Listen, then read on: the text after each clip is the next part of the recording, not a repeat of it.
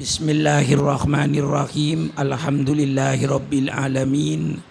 Wassalatu wassalamu ala asrafil anbiya'i wal mursalin. Sayyidina wa habibina wa syafi'ina wa maulana Muhammad wa ala alihi wa ashabihi ajmain. Subhanaka la ilma lana illa ma 'allamtana innaka antal alimul hakim. La haula wala quwwata illa billahil aliyil azim. Amma ba'du. Seluruh pimpinan Masjid Raya Islamic Center, terlebih dahulu saya menyampaikan ucapan terima kasih atas segala kegiatannya, atas segala usahanya dalam rangka menghidupkan bulan suci Ramadan ini. Hadirin sekalian yang berbahagia, saya dikasih tema tentang bulan suci Ramadan, kaitannya dengan liberalisme dan HAM. Perlu saya sampaikan bagaimana sejarah lahirnya liberalisme dan HAM ini. Sejarah mencatat bahwa di abad pertengahan itu, sekitar 476 Masehi, setelah jatuhnya Romawi Barat, maka institusi yang paling dominan waktu itu adalah gereja.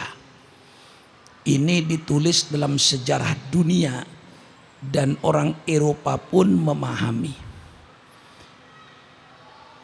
Kekuasaan gereja waktu itu luar biasa, wewenangnya. Apalagi sekitar tahun 500 setelah berdiri kepausan yang disponsori oleh Gregorius, yang menyatakan bahwa Paus Paulus itu adalah wakil Tuhan di permukaan bumi ini. Karena dia merasa wakil Tuhan di permukaan bumi, maka dia maksum, dapat berbuat apapun saja. Sehingga kekuasaan gereja pada waktu itu luar biasa.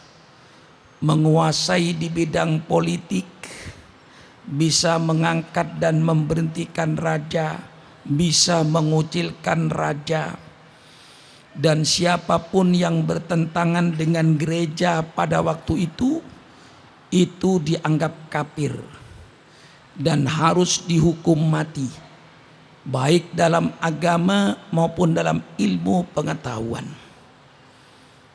Yang waktu itu keyakinan gereja bahwa semua bintang ini berputar di langit mengelilingi mahkota Paus Paulus di Roma. Kemudian seorang ahli ilmu pengetahuan astronomi yang bernama Bruno, dia menyatakan bahwa planet ini berputar mengelilingi matahari. Karena ini dianggap bertentangan dengan keyakinan gereja, maka Bruno itu dihukum mati dan dibakar hidup-hidup. Gereja mempunyai satu institusi yang namanya inkuisisi. Inkuisisi itu suatu penjara yang begitu kejam. Orang kalau dihukum di inkuisisi ini mesti dihukum dibakar hidup-hidup, kalau tidak digergaji. Dari kepala sampai ke perut digergaji. Itu kekejamannya.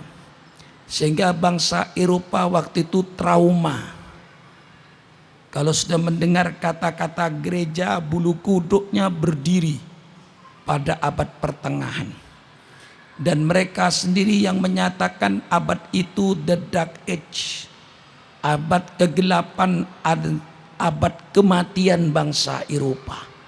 Tidak bisa berbuat apa-apa karena kekejaman raja yang bekerja sama dengan tokoh-tokoh gereja itu.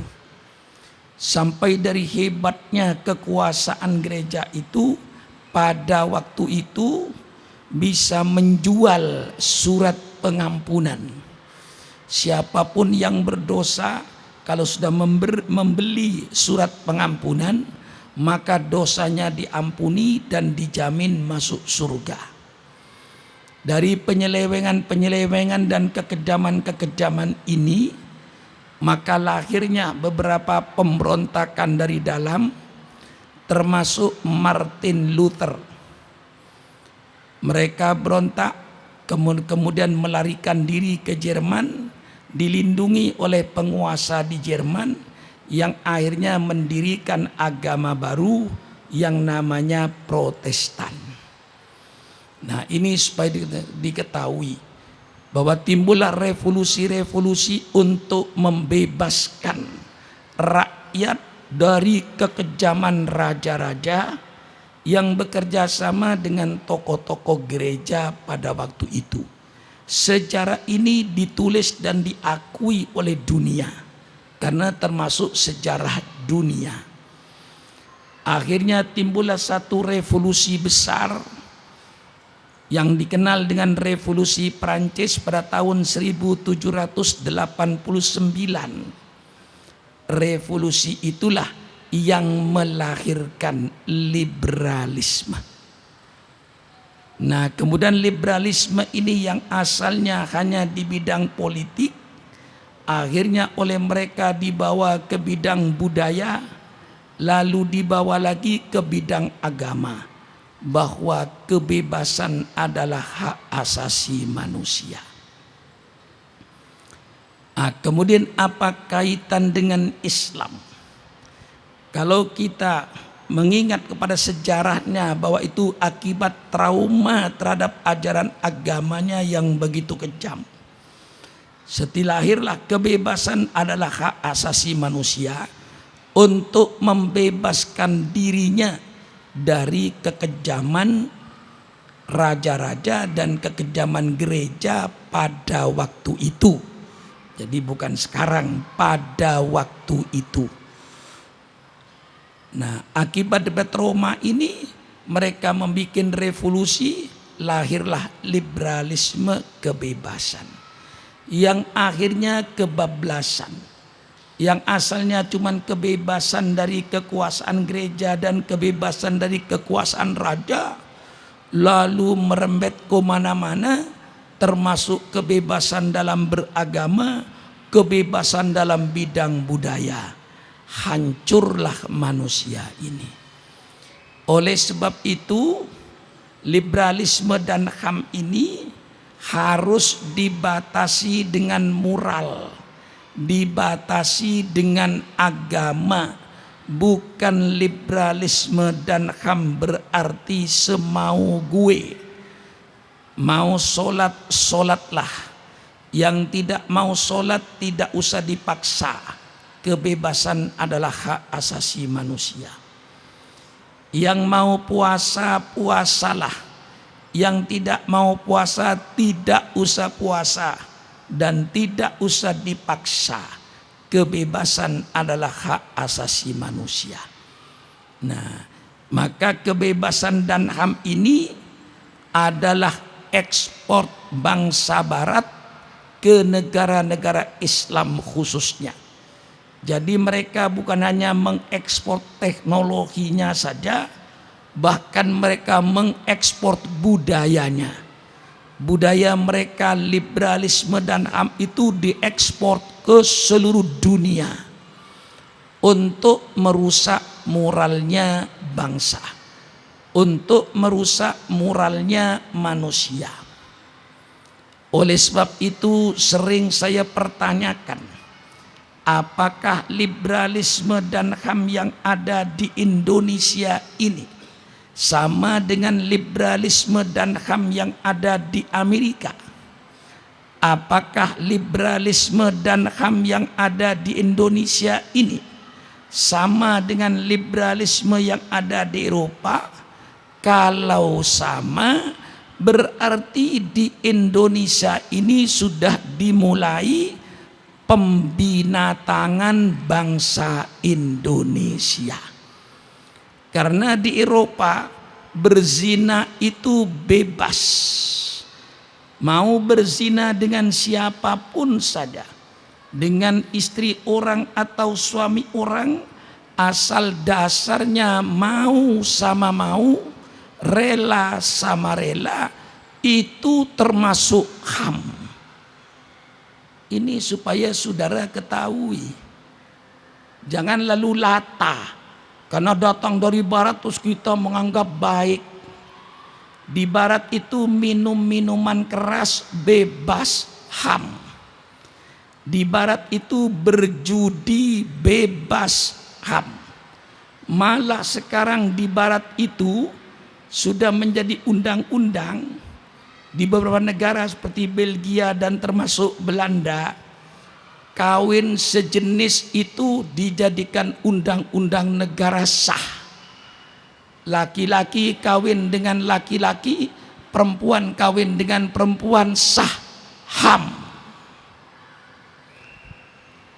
Maka itu sangat bertentangan dengan Islam.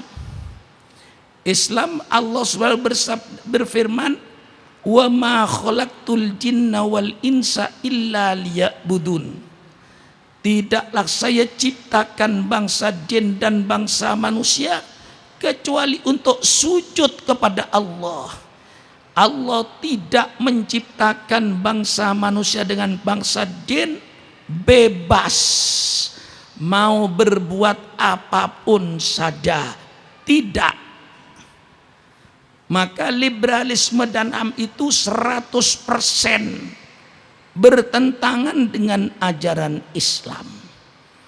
Kalau Sukron Ma'mun sudah mengucapkan asyhadu alla ilaha illallah wa asyhadu anna Muhammadar Rasulullah, hidupnya Sukron Ma'mun tidak bebas. Hidup saya dibatasi dengan perintah Allah yang wajib saya kerjakan.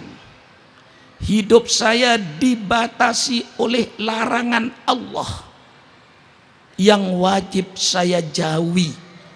Saya tidak boleh berzina, saya tidak boleh berjudi, saya tidak boleh minum keras, saya tidak boleh yang dilarang oleh Allah. Dan saya wajib menjalankan apa yang diperintah oleh Allah. Saya wajib sholat 5 waktu, bukan waktu subuh. Kalau kau mau sholat, sholatlah. Kalau tidak mau sholat, tidak usah sholat, HAM. Kau mau sholat asar lah. Kalau tidak mau sholat asar, tidak usah sholat asar, HAM. Kau mau berzina dengan istri orang, dengan suami orang tetangga, kalau mau sama mau, persilakan, HAM. Maka HAM itu teori barat Yahudi untuk membinatangkan semua manusia di dunia ini. Oleh sebab itu saya tegas minta kepada pemerintah yang sedang berkuasa ini, tolong pemerintah yang sedang berkuasa, kalau tidak ingin bangsa Indonesia jadi kerbau, kalau tidak ingin bangsa Indonesia jadi binatang, segera liberalisme dan HAM di Indonesia dibatasi oleh akhlak, dibatasi oleh moral, dibatasi oleh agama. Kalau tidak, bangsa Indonesia akan jadi kerbau.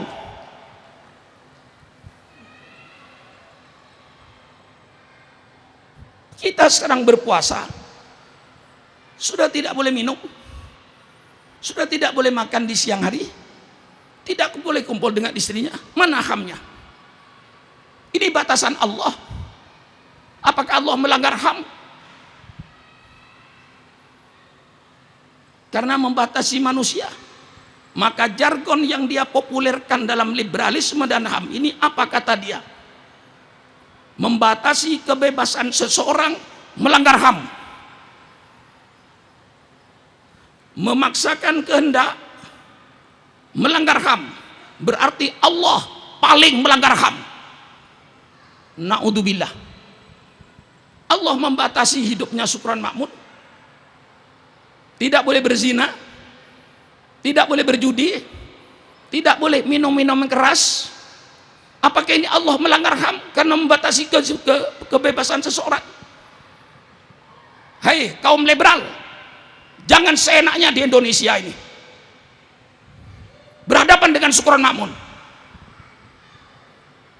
Betul-betul saya marah kalau bangsa Indonesia mau dijadikan binatang dengan liberalisme dan HAM-nya untuk membinatangkan bangsa Indonesia. Maka saya minta kepada pemerintah supaya tegas, liberalisme dan HAM di Indonesia dibatasi oleh akhlak. Liberalisme dan HAM di Indonesia dibatasi oleh moral. Liberalisme dan HAM di Indonesia dibatasi oleh agama. Bukan liberalisme dan HAM semau gue untuk menciptakan manusia jadi kerbau. Saya bicara begini karena saya cinta sama bangsa, Pak. Maka dalam bulan puasa ini, Masya Allah, kita dilarang makan, dilarang minum, kita dilarang untuk mengendalikan diri kita, mengendalikan nafsu kita. Kita harus membersihkan sifat-sifat yang tercela.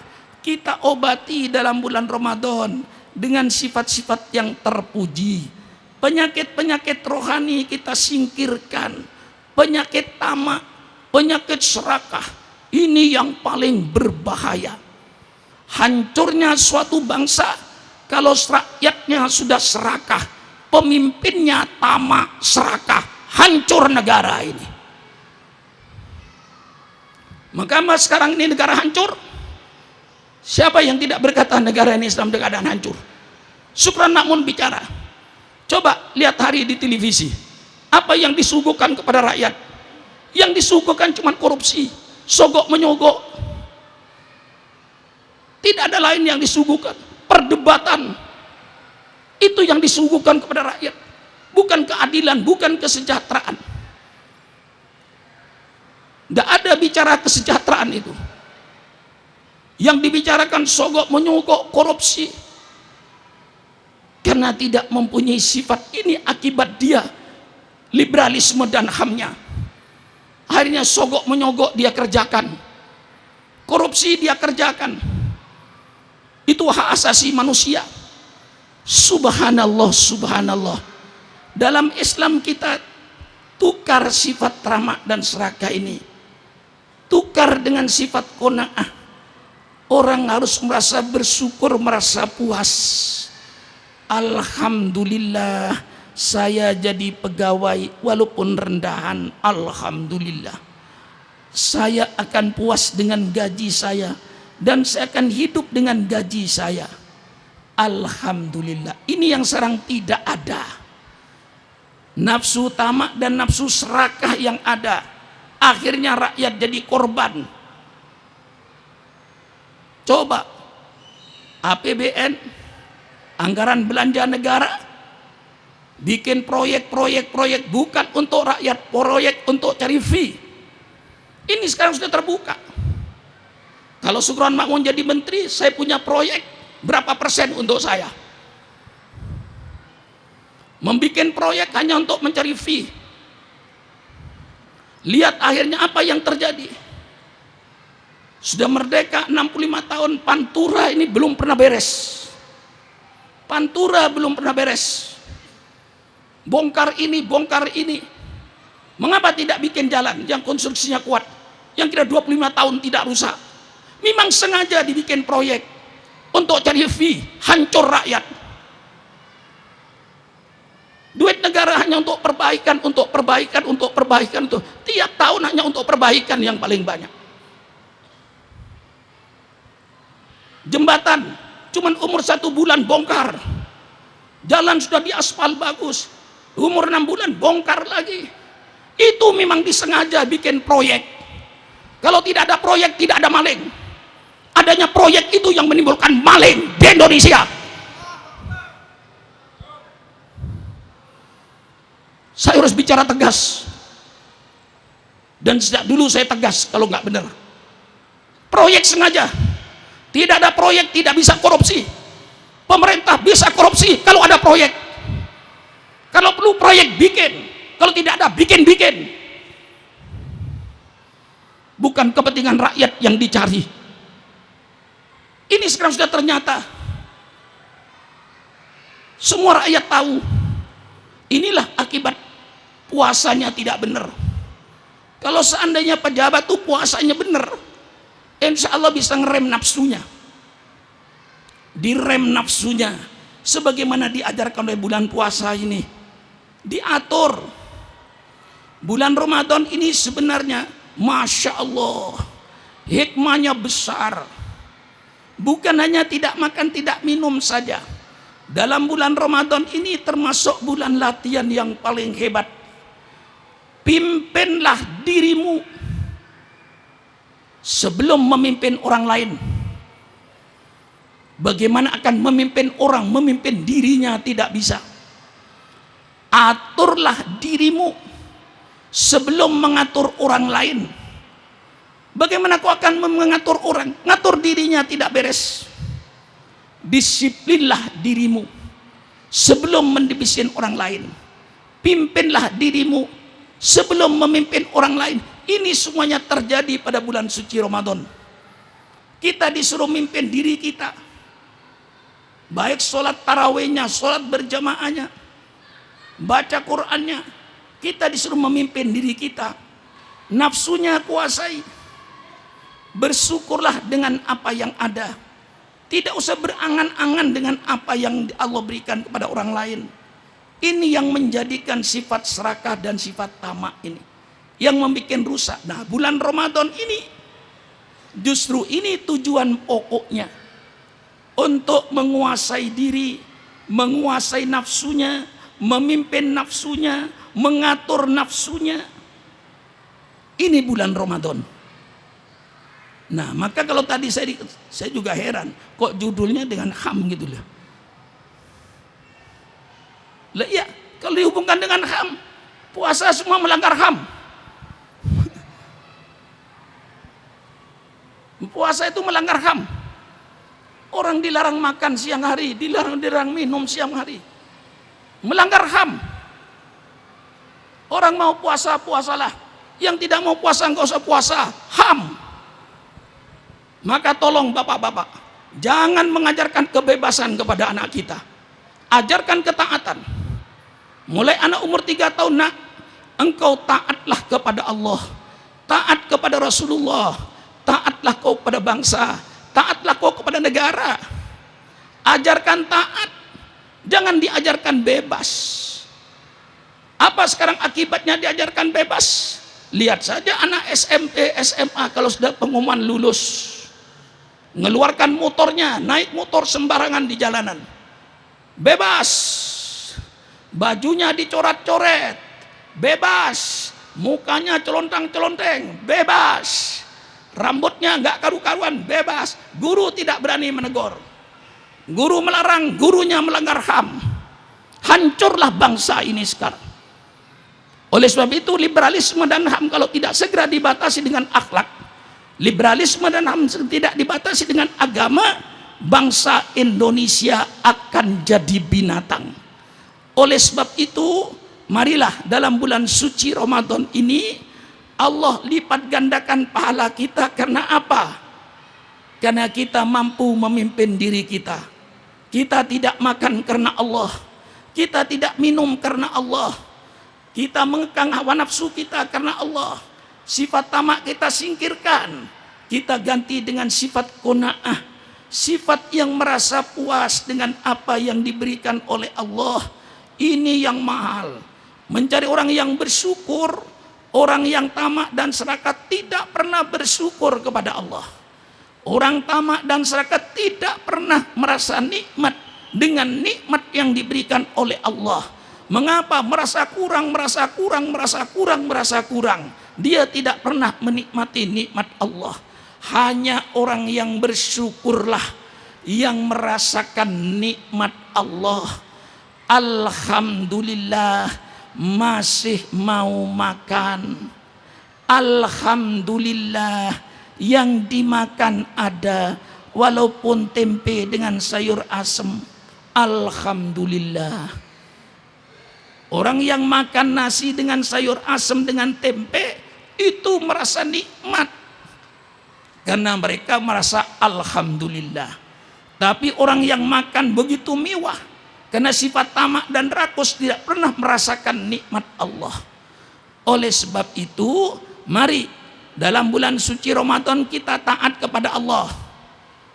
Kita laksanakan perintah Allah, jauhi larangan Allah. Mari sifat-sifat yang tercela kita bersihkan. Sifat tamaknya ganti dengan sifat qanaah. Sifat hasad dengki dengan orang kita ganti dengan sifat bersyukurnya kepada Allah. Tidak usah hasud dengan orang lain.